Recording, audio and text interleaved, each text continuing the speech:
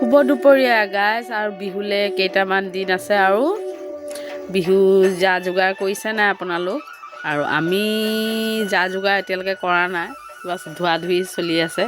আৰু আজিনো দুপৰীয়া সাজত কি বনাইছোঁ আহক দেখুৱাওঁ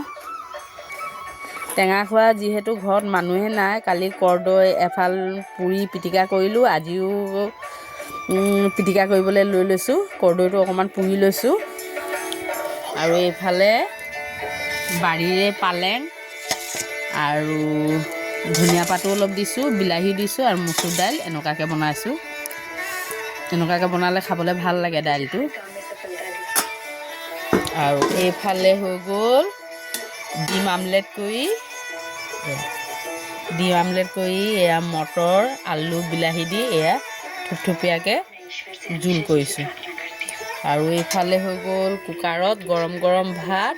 আৰু আজি দুপৰীয়া সাজ এনেকুৱাকৈ খোৱা হ'ব আজিলৈ বাই।